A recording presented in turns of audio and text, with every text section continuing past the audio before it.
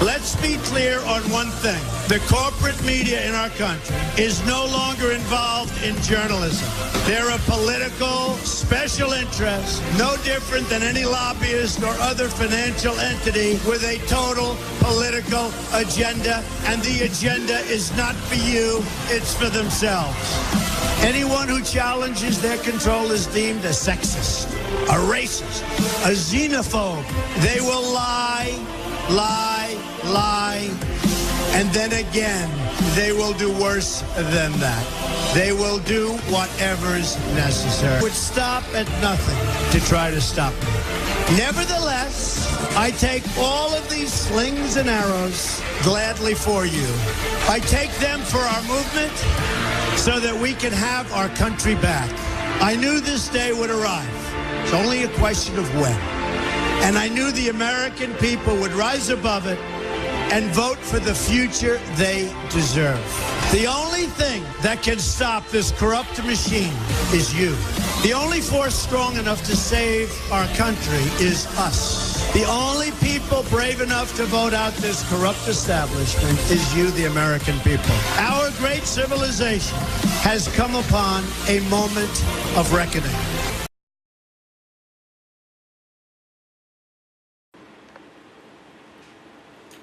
Good evening. My name is Christine Boutsikaris. I'm being filmed tonight to tell you about the most controversial story in the history of rock and roll.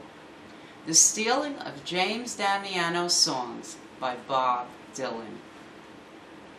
It's uncontested by Bob Dylan and his law firms, all five, that Bob Dylan and people in Bob Dylan's entourage have solicited songs, music and lyrics written by James Damiano for a period of over 10 years and 11 months. The irony of this situation is the epitome of hypocrisy, where, as while Bob Dylan accepted President Obama's Presidential Medal of Freedom Award, he, Bob Dylan, was utilizing a federal gag order on plaintiff James Damiano. A modern-day troubadour, Bob Dylan established himself as one of the most influential musicians of the 20th century. The rich poetry of his lyrics opened up new possibilities for popular song and inspired generations. His melodies have brought ancient traditions into the modern age.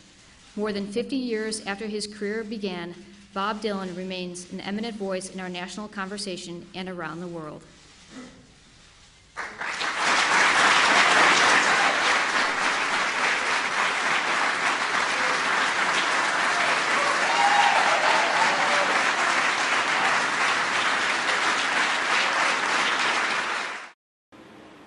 The gag order related to all discovery materials, including 50 hours of videotaped depositions, expert testimony, and blatant admissions of guilt by Bob Dylan's own witnesses. Those of you who believe that this issue is not of any importance to our country and the liberty of our citizens, I'd like to say that I was one of Bob Dylan's biggest fans and followed his career my entire life. After learning of his stealing of James Damiano's songs and the cover-up, I've lost all respect for him as an artist and a human being.